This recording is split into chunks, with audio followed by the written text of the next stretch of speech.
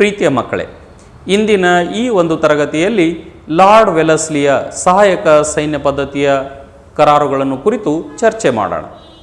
ಮೊದಲನೆಯದಾಗಿ, lord Wellesley governor general ಆಗಿ ಬಂದ ನಂತರ ಭಾರತದಲ್ಲಿ ಬ್ರಿಟಿಷ್ ಸಾಮ್ರಾಜ್ಯದ ವಿಸ್ತರಣೆಯ ದೊಡ್ಡ ಪ್ರಮಾಣದಲ್ಲಿ ಮಾಡಲಾಯಿತು.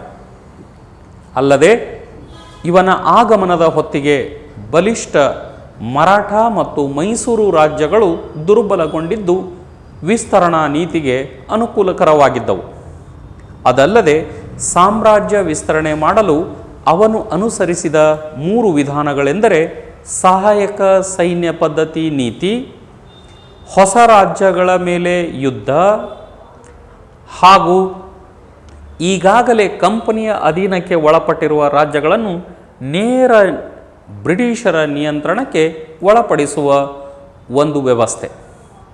ಹಾಗಾದರೆ ಇವುಗಳನ್ನು ಕುರಿತು ಸ್ವಲ್ಪ ವಿಸ್ತಾರವಾಗಿ ನೋಡೋಣ.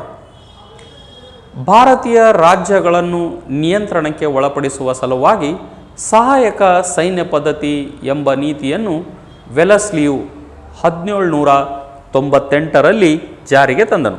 ಪ್ರೀತಿಯ ಮಕ್ಕಳೇ, ಈ ಒಂದು ಪ್ರಶ್ನೆ ಪುನರಾವರ್ತಿತವಾಗಿ ಪರೀಕ್ಷೆಗಳಲ್ಲಿ ಕೇಳಲ್ಪಟ್ಟಿದೆ. ಹಾಗಾಗಿ ಹೆಚ್ಚಿನ ಗಮನವನ್ನು ವಹಿಸಿ. ಸಹಾಯಕ ಸೈನ್ಯ ಪದ್ಧತಿಯು ಬ್ರಿಟಿಷ್ ಈಸ್ಟ್ ಇಂಡಿಯಾ ಕಂಪನಿ ಮತ್ತು ಭಾರತೀಯ ರಾಜ್ಯರ ನಡುವಿನ ಒಂದು ಸೈನಿಕ ಒಪ್ಪಂದ. ಇದರ ಕರಾರುಗಳೆಂದರೆ, ಮೊದಲನೆಯದಾಗಿ ಭಾರತೀಯ ರಾಜನು ಬ್ರಿಟಿಷ್ ಸೈನಿಕ ತುಕಡಿಯನ್ನು ತನ್ನ ರಾಜ್ಯದಲ್ಲಿ ಇರಿಸಿಕೊಳ್ಳಬೇಕು. ಅಲ್ಲದೆ ಸೇನೆಯ ವೇತನ ಮತ್ತು ನಿರ್ವಹಣೆಯ ವೆಚ್ಚವನ್ನು ಸಂಬಂಧಪಟ್ಟ ರಾಜ್ಯವೇ ಭರಿಸಬೇಕು.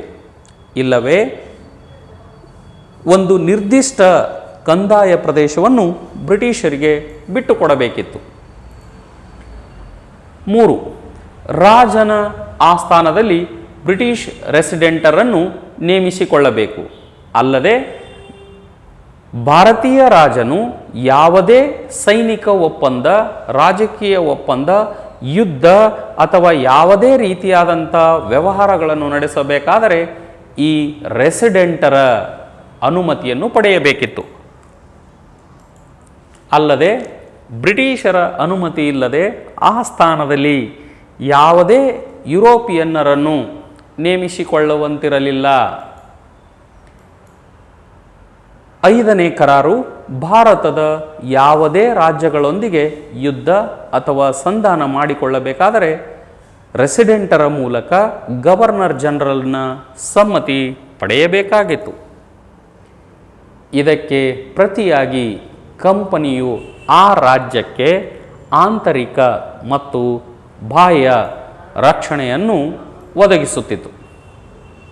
ಪ್ರೀತಿಯ ಮಕ್ಕಳೇ, ಈ ಒಂದು ಸಹಾಯಕ ಸೈನ್ಯ ಪದ್ಧತಿಯ ಇಂದಾಗಿ ಬ್ರಿಟಿಷ್ ಸೈನಿಕ ನಿರ್ವಹಣೆ ಸುಲಭವಾಯಿತು. ಅಲ್ಲದೆ ಭಾರತೀಯ ರಾಜ್ಯಗಳನ್ನು ತಮ್ಮ ನಿಯಂತ್ರಣದಲ್ಲಿಟ್ಟುಕೊಳ್ಳಲು ಸಾಧ್ಯವಾಯಿತು. ಅದಲ್ಲದೆ ಭಾರತೀಯ ರಾಜ್ಯಗಳನ್ನು ಆರ್ಥಿಕವಾಗಿ ತೀವ್ರ ಶೋಷಣೆಗೆ ಗುರಿಪಡಿಸಲಾಯಿತು. ಈ ಒಪ್ಪಂದಕ್ಕೆ ಸಹಿ ಮಾಡಿದ ಮೊದಲ ರಾಜ್ಯವೆಂದರೆ ಹೈದರಾಬಾದ್.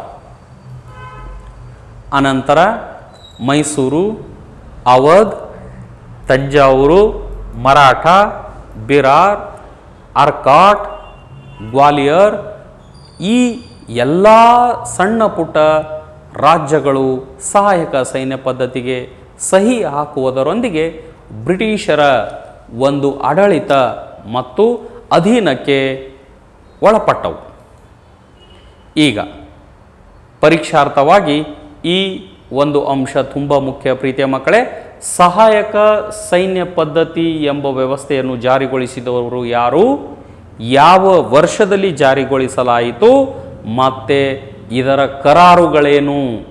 ಇನ್ನೊಂದು ಸಲ ಪ್ರೀತಿಯ ಮಕ್ಕಳೇ, ಸಹಾಯಕ ಸೈನ್ಯ ಪದ್ಧತಿ ಎಂದರೇನು, ಇದನ್ನು ಜಾರಿಗೊಳಿಸಿದವರು ಯಾರು, ಇದರ ಕರಾರುಗಳೇನು ಮತ್ತು ಇದನ್ನು ಜಾರಿಗೊಳಿಸಿದ ವರ್ಷ ಯಾವುದು? ಇಷ್ಟು ಪ್ರಶ್ನೆಗಳಿಗೆ ತಾವು ತಯಾರಾಗಬೇಕು ಪ್ರೀತಿಯ ಮಕ್ಕಳೇ. ಅಲ್ಲದೆ ಯಾವ ಯಾವ ರಾಜ್ಯಗಳು ಸಹಾಯಕ ಸೈನ್ಯ ಪದ್ಧತಿಗೆ ಸಹಿ ಮಾಡಿದವು. ಇಲ್ಲಿ ತಾವು ನೋಡ್ತಾ ಇರುವಂಥ ಒಂದು ಸ್ಕ್ರೀನಲ್ಲಿ ಅದು ನಮೂದಿಸಲಾಗಿದೆ ಪ್ರೀತಿ ಮಕ್ಕಳು. ಈಗ ಎರಡನೇ ಆಂಗ್ಲೋ ಮರಾಠ ಯುದ್ಧ ಕುರಿತು ಚರ್ಚೆ ಮಾಡೋಣ. ಎರಡನೇ ಆಂಗ್ಲೋ ಮರಾಠ ಯುದ್ಧಕ್ಕೆ ಮುಖ್ಯ ಕಾರಣಗಳು ಏನೆಂದರೆ, ಮರಾಠ ರಾಜಮನೆತನಗಳ ನಾಯಕರು ತಮ್ಮಲ್ಲಿಯೇ ಒಂದು ಒಳಜಗಳಗಳನ್ನು ಮಾಡುವತ್ತ ಗಮನಹರಿಸಿದರು. ಮುಖ್ಯವಾಗಿ ಹೋಳ್ಕರ್ ಮನೆತನದ ಯಶವಂತರಾವ್ ಒಂದು ಕಡೆಯಾದರೆ ಸಿಂಧಿಯಾ ಮನೆತನದ ದೌಲತ್ ರಾವ್ ಇನ್ನೊಂದು ಕಡೆ, ಹಾಗೆ ಎರಡನೇ ಬಾಜಿರಾವ್ ಪೇಶ್ವೆ ಮತ್ತೊಂದು ಕಡೆ. ಇವರಿವರ ಮಧ್ಯೆ ಒಂದು ಒಗ್ಗಟ್ಟು ಇಲ್ಲದಂತಾಯಿತು. ಅಲ್ಲದೆ 1802ರಲ್ಲಿ ಹೋಳ್ಕರ್ ಸೈನ್ಯವು ಸಿಂಧಿಯಾ ಮತ್ತು ಪೇಶ್ವೆಯ ಸೈನ್ಯವನ್ನು ಸೋಲಿಸಿತು. ಇದೇ ಸಮಯದಲ್ಲಿ ಪೇಶ್ವೆ ಎರಡನೇ ಬಾಜಿರಾವ್ ಬ್ರಿಟಿಷರ ಒಂದು ಸಹಾಯವನ್ನು ಯಾಚಿಸಿದನು. ಲಾರ್ಡ್ ವೆಲಸ್ಲಿಗೆ ಮರಾಠರ ಒಂದು ಆಂತರಿಕ ವಿಚಾರದಲ್ಲಿ ಪ್ರವೇಶಗೊಳ್ಳಲು ಅವಕಾಶ ಸಿಕ್ಕಿತು. ಇದನ್ನು ಸರಿಯಾಗಿ ಬಳಸಿಕೊಂಡ ಬ್ರಿಟಿಷರು ಪೇಶ್ವೆಯು ಬೆಸ್ಸಿನ್ ಒಪ್ಪಂದಕ್ಕೆ ಸಹಿ ಹಾಕುವ ಮೂಲಕ ಸಹಾಯಕ ಸೈನ್ಯ ಪದ್ಧತಿಯನ್ನು ಒಪ್ಪುವಂತೆ ಮಾಡಿದರು. ಪೇಶ್ವೆ ಬೇರೆ ವಿಧಿ ಇಲ್ಲದೆ ಸಹಾಯಕ ಸೈನ್ಯ ಪದ್ಧತಿಯನ್ನು ಒಪ್ಪಿದನು. ಇದನ್ನು ವಿರೋಧಿಸಿದ ಹೋಳ್ಕರ್, ಭೋಂಸ್ಲೆ, ಸಿಂಧಿಯಾ ಮೊದಲಾದ ಮರಾಠ ಮನೆತನದವರು ಒಂದುಗೂಡಿ ಪೇಶ್ವೆ ಎರಡನೇ ಬಾಜಿರಾವನ ಮೇಲೆ ಯುದ್ಧವನ್ನು ಘೋಷಿಸಿದರು. ಆಗ ವೆಲಸ್ಲಿ ಪೇಶ್ವೆ ಬಾಜಿರಾವನ ಒಂದು ಪಕ್ಷವನ್ನು ತೆಗೆದುಕೊಂಡು ಒಬ್ಬೊಬ್ಬ ಮರಾಠ ಮನೆತನದ ಆಳರಸರನ್ನು ಸೋಲಿಸುತ್ತಾ ಬಂದನು. ಅನಂತರ ವೆಲಸ್ಲಿ ಈ ಮರಾಠ ಒಂದು ಆಳರಸರಿಗೆ ಸಹಾಯಕ ಸೈನ್ಯ ಪದ್ಧತಿಗೆ ಸಹಿ ಹಾಕುವಂತೆ ಷರತ್ತನ್ನು ಇಟ್ಟನು. ಬೇರೆ ವಿಧಿ ಇಲ್ಲದೆ ಮರಾಠ ಆಳರಸರು ಒಬ್ಬೊಬ್ಬರಾಗಿ ಸಹಾಯಕ ಸೈನ್ಯ ಪದ್ಧತಿಗೆ ಸಹಿ ಹಾಕಿದರು. ಆದರೆ ಇದೇ ಒಂದು ಸಂದರ್ಭದಲ್ಲಿ ಮರಾಠ ಯುದ್ಧಗಳ ಕಾರಣದಿಂದಾಗಿ ಬ್ರಿಟಿಷ್ ಈಸ್ಟ್ ಇಂಡಿಯಾ ಕಂಪನಿಯ ಖರ್ಚು ವೆಚ್ಚಗಳು ಸಹ ಹೆಚ್ಚಾದವು. ಇದನ್ನು ಪ್ರಶ್ನಿಸಿದ British East India Company Lord ವೆಲಸ್ಲಿಯನ್ನು ಇಂಗ್ಲೆಂಡಿಗೆ ವಾಪಸ್ಸು ಕರೆಸಿಕೊಂಡಿತು. ಇದರಿಂದ ಆ ಪ್ರದೇಶದಲ್ಲಿ ಒಂದು ರೀತಿಯಾದಂಥ ರಾಜಕೀಯ ಒಂದು ಕಳೆಗುಂದುವಿಕೆ ಕಂಡುಕೊಂಡಿತು. ಇದೇ ಸಂದರ್ಭದಲ್ಲಿ ಮರಾಠರಿಗೆ ರಾಜಕೀಯದಲ್ಲಿ ಯಾವ ರೀತಿಯಾಗಿ ಆಡಳಿತವನ್ನು ಈ ಒಂದು ಸಂದರ್ಭದಲ್ಲಿ ಮುನ್ನಡೆಸಿಕೊಂಡು ಹೋಗಬೇಕೆಂಬುದು ಒಂದು ದೊಡ್ಡ ತಲೆನೋವಾಗಿ ಪರಿಣಮಿಸಿತು.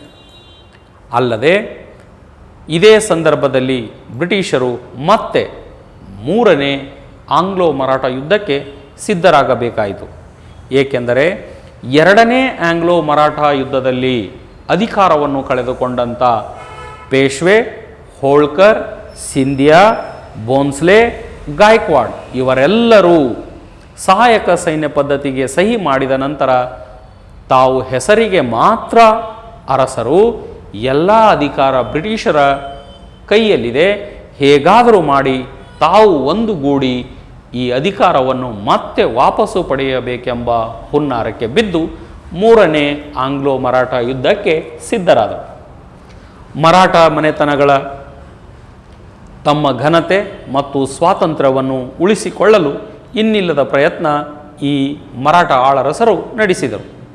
ಅಲ್ಲದೆ ಪೇಶ್ವಾ ಕೂಡ ಬ್ರಿಟಿಷರ ನಿಯಂತ್ರಣದಿಂದ ಮುಕ್ತಗೊಳ್ಳಲು ಹವಣಿಸುತ್ತಿದ್ದನು.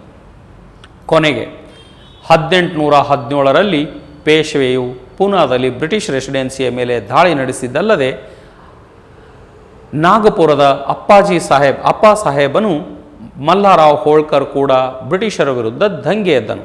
ಆದರೆ ಇದೆಲ್ಲರ ಮುನ್ಸೂಚನೆಯಿದ್ದ ಬ್ರಿಟಿಷರು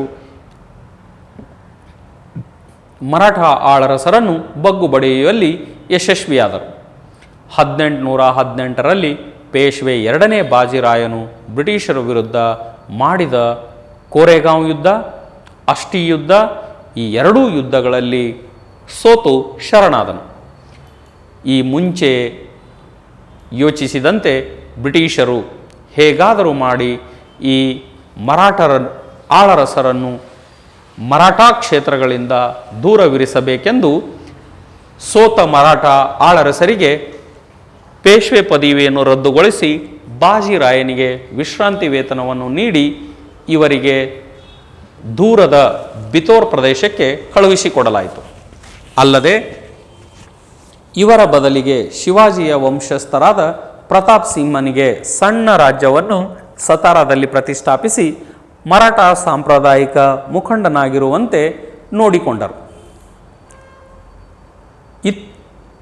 ಈ ಅಂಶಗಳ ಮೂಲಕ ಮೂರನೇ ಆಂಗ್ಲೋ ಮರಾಠ ಯುದ್ಧ ಮುಗಿಯುವಷ್ಟರಲ್ಲಿ ಬ್ರಿಟಿಷರು ಭಾರತದ ಮಧ್ಯದ ಒಂದು ಪ್ರದೇಶ ಅಂದರೆ ಮಧ್ಯ ಭಾರತದ ಪ್ರದೇಶವನ್ನು ಹೆಚ್ಚು ಕಡಿಮೆ ತನ್ನ ಒಂದು ಸುಪರ್ದಿಗೆ ಪಡೆದುಕೊಂಡರು.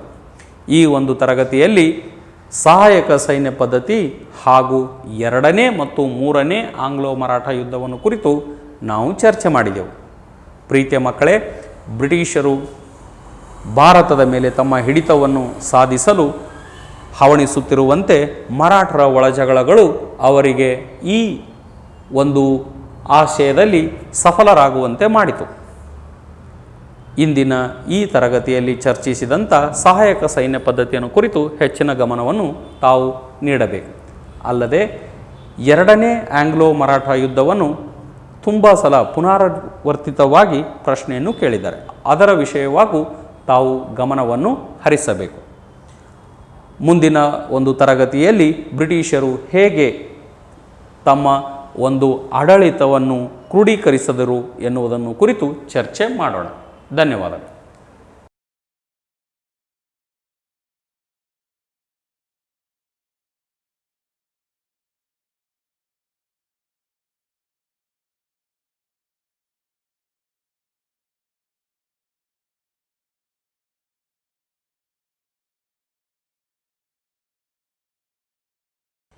ಪ್ರೀತಿಯ ಮಕ್ಕಳೇ, ಇಂದಿನ ಈ ಒಂದು ತರಗತಿಯಲ್ಲಿ ಬ್ರಿಟಿಷ್ ಅಧಿಕಾರದ ಕ್ರೋಢೀಕರಣ ಕುರಿತು ಚರ್ಚೆ ಮಾಡೋಣ.